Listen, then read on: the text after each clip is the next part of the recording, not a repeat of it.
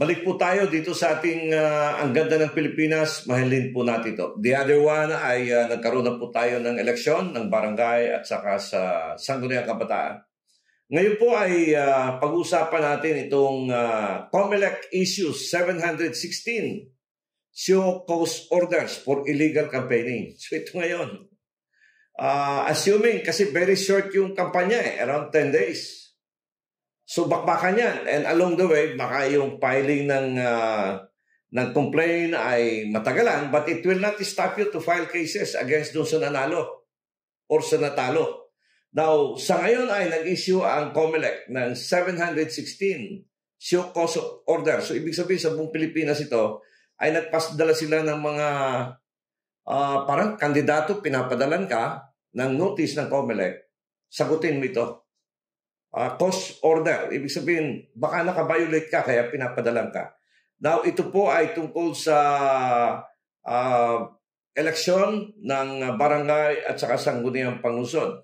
Of course, kasali dyan yung putting up streamers. Sa election kasi meron mga designated areas. So, isa yon.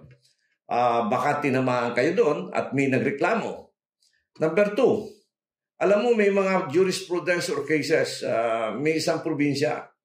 Nung eleksyon, isang gobernador, isang mayor, tumakbo. But during the campaign ay nagdi-distribute siya ng AX, yung pinamimigay ng goberno. At ito ay nangyari, nagkaroon ng reklamo dito mismo sa Davao Provinces. At ito ngayon ay tinignan ng ating Vice Presidente dahil sa mga reklamong nakaabot sa kanya. At kaya ipapadala ito sa COMELEC. Now, pag merong ebidensya, especially yung video, cellphone, you will be answerable in violation of the COMELEC rules and regulation. So, especially madami kasing distribution ng tupad ba yun o AX? May sinasabi na bawal na lahat during campaign period. Ibig sabihin yung 10 days, pag sinimula na yung kampanya, ay bawal na yan. Meron ding nahuli na vote buying. Gabi, nahuli siya. Relatives. So, violation yun doon sa kanya and it might have some effect also to the candidates. What else? Merong isang mayor na pinapahinto yung proclamation ng nanalo. Ayun again. Kung yun, unethical yun.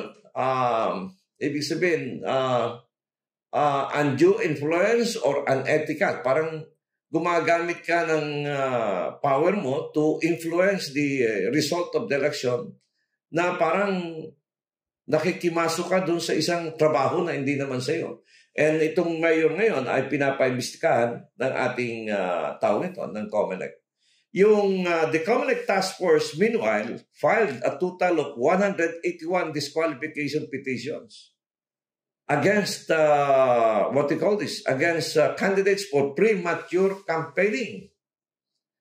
Di ba very strict yung COMELEC doon na yung 10 days lang? Baka maaga ka na, nag-diskurso ka na doon at nakunan ka ng video at yung video na yun ay nagiging evidence ngayon. So, merong 181 candidates.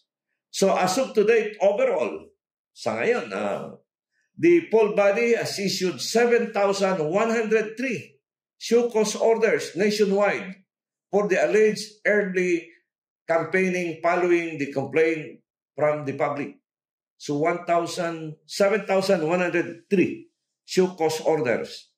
Then, of the figure, 4,038 answers from candidates was received, while 688 complaints were dropped due to lack of what they call this factual basis. So, yung iba ay sinagot out of 7,000.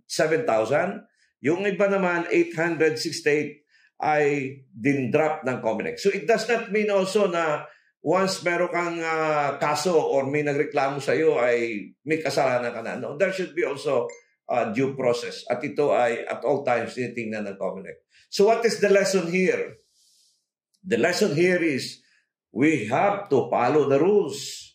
Huwag po tayong magkumpiyansa. Kahit kayo ngayon panalo na, baka merong ebidensya dyan na at the time na nangangampanya kayo, either premature, pre-campaigning, campaigning, and post-election campaign, marami pa rin kayong nagawang violation, and this will not stop anybody to file complaint before the COMELEC. So, as what I've said, ang lesson po dito ay we have to follow the rules. And nobody is above the law. Especially yung distribution ng government resources. Yung paggamit ng, in fact, may nagsabi sa akin, yung kampanya, ginagamit yung mga lahat ng functionaries.